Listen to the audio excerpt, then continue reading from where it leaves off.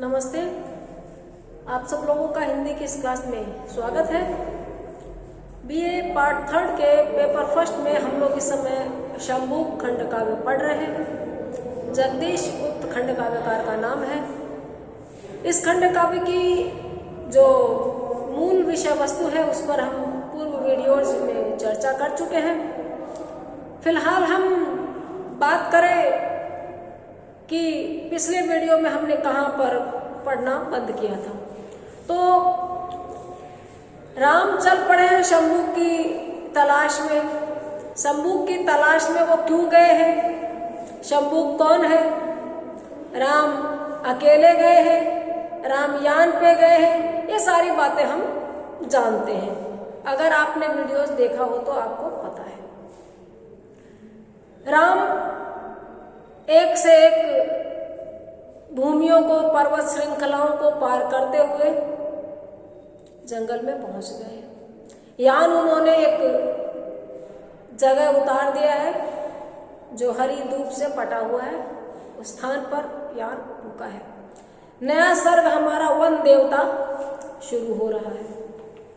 पवन से नवयान का पाकर पता, चले स्वागत के लिए वन देवता। पवन से देखिए, बहुत सारी चीजों का पता हवाएं देती है। पेड़ का पत्ता हिलता है तो पता चलता है हवा चल रही है। लेकिन किसी के घर में अच्छा भोजन पका है, ये हवा से हम तक आ जाता है। बहुत सारी आवाजों का, बहुत सारी खुशबुओं का, बहुत सारे स्वरों का पता हवा से चलता है।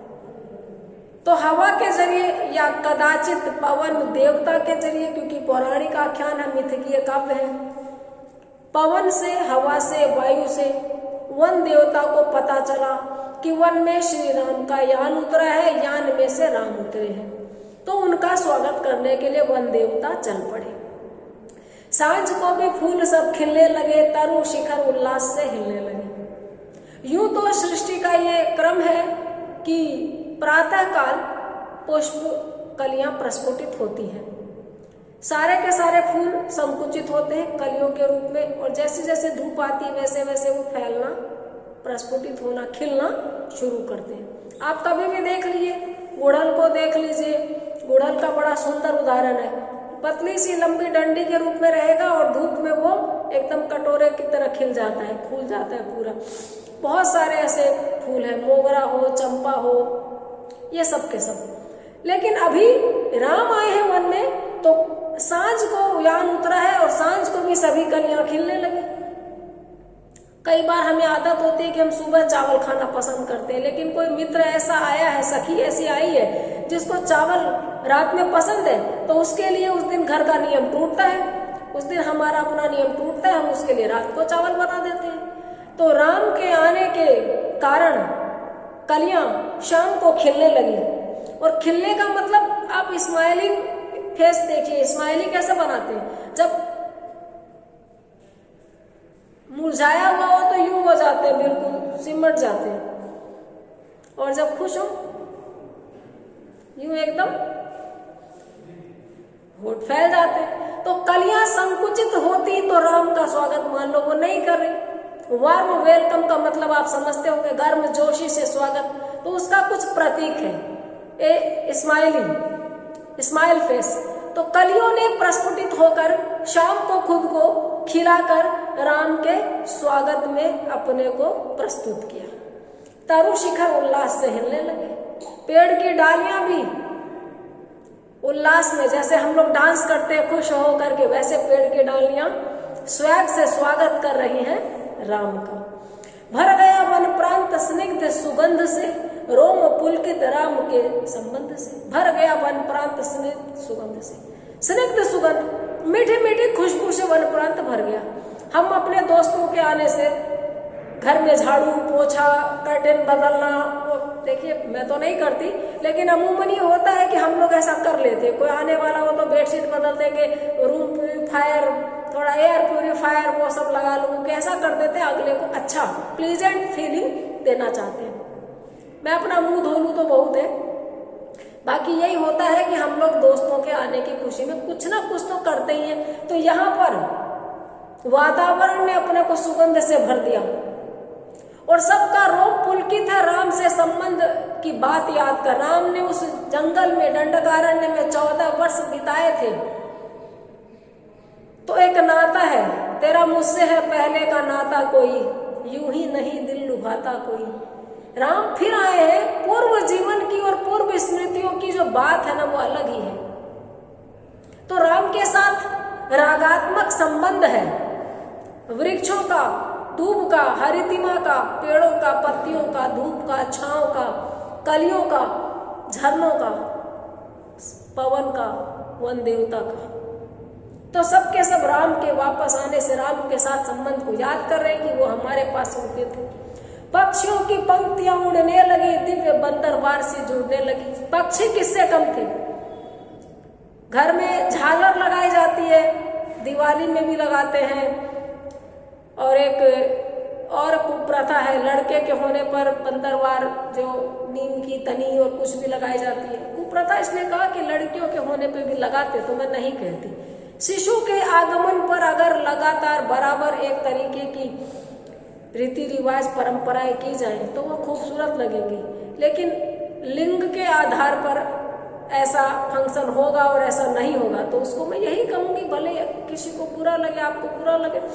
तो बंधनवार की तरह से तन गए सारे के सारे पक्षी, एकदम इस स्टाइल में आकाश में उड़ने लगे जैसे उन्होंने एक चंदोबा तान दिया हो, एक ऊपर आसमान में उनके लिए स्टाइलिश टेंट बना दिया हो, बंदरवार बना दी हो, हार बना दिए हो। ये भी स्वागत के लिए किया गया। आ गए सब पास जो भी दूर थे, नृत्य में खोए प्रमत्त मयूर थे। जो भी दूर दूर दूर दूर अपने में मुतमईन निश्चिंत पड़े थे वो भी सब अटेंटिव हो गए, सावधान हो गए। ओहो, जंगल में राम आए, सबके सब पास आने लगे। और प्रमत्त मयूर, नशे में होकर के मयूर मोर नाचने लगे। मोर बड़े खूबसूरत पक्षी होते हैं, आकार में बड़े होते हैं, पंख बहुत चटकीले रंगीले, तो उन्होंने नाचना शुरू कर दिया। मोर नाचता है तो बड़ा खूबसूरत लगता है अपने पंखों को फैलाकर। झुंड हिरणों के सिमट आए सभी, स्वर्ण मृग के वधिक से संकित तभी। हिरणों के झुंड सबके सब सिमट आए, थोड़े से सिकुड़ गए। कारण क्या है? राम ने सोने के हिरण को मारा था, उसका प्रसंग इनको याद है। तो सोने के हिरण को मारने वाले राम जंगल में आए हैं, ये डर थोड़ा सा अभी उनके अंदर है। हिरनिया ही उन्हें भय से वारती, मैथिली सी राम रूप निहारती।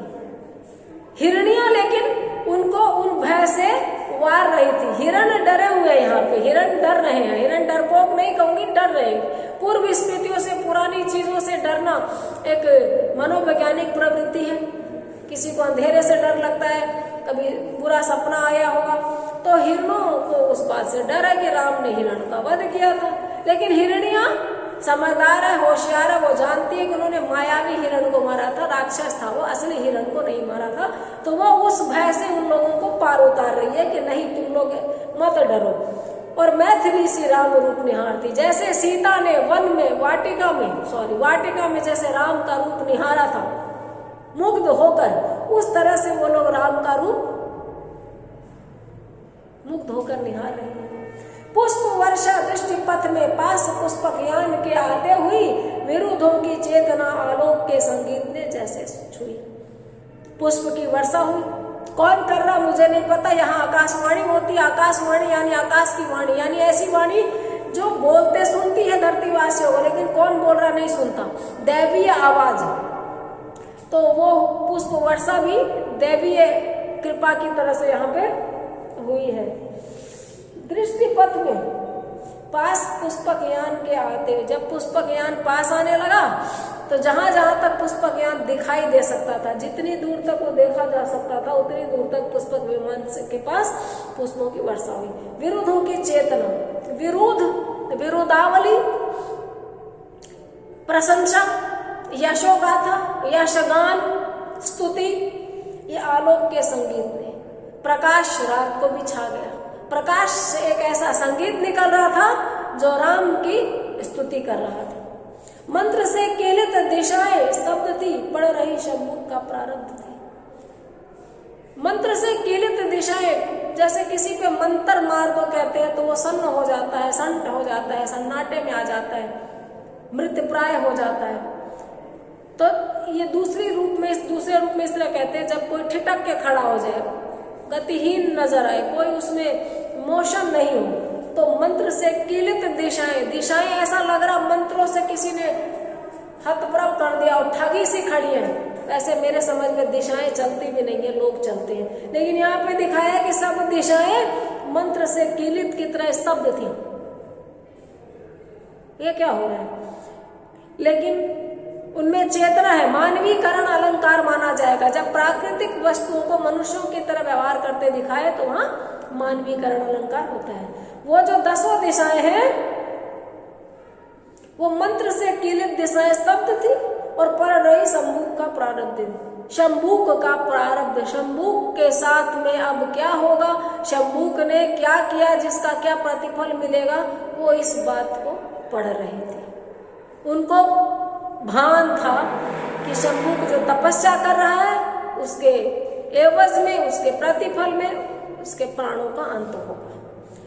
स्वस्ति पद वन देवता पढ़ने लगे, शब्द स्वर सोपान पर चढ़ने लगे। स्वस्ति पद तारीफ के शब्द, प्रशंसा के शब्द, स्तुति गायन वन देवता करने लगे, पढ़ने लगे और शब्द स्वर सोपान पर चढ़ने लगे। जब कोई संस्कृत का श्लोक या गायन विधि के नियमों का पालन करके गाना प्रारंभ करते हैं तो आरोह अवरोह होता उसमें, वहां धीरे धीरे आवाज निकलेगी, फिर और ऊंचाई पे जाएगी। शास्त्रीय संगीत में आपने सुना होगा। तो इस तरह से शब्द धीरे धीरे सोपान पर चढ़ने लगे। आवाज पहले धीमी निकली वन देवता से और फिर सप्तम स्वर में आने लगी। राम राघव नाम का कल्याण हो, खड्गधारी राम का कल्याण हो, फिर नयन अभिराम का कल्याण हो, त्यागमय निष्काम का कल्याण हो। ये वन देवता राम को कह रहे हैं, मैं कुछ नहीं कह रही हूं, हम अपने पद्यांशों की व्याख्या कर रहे हैं। एक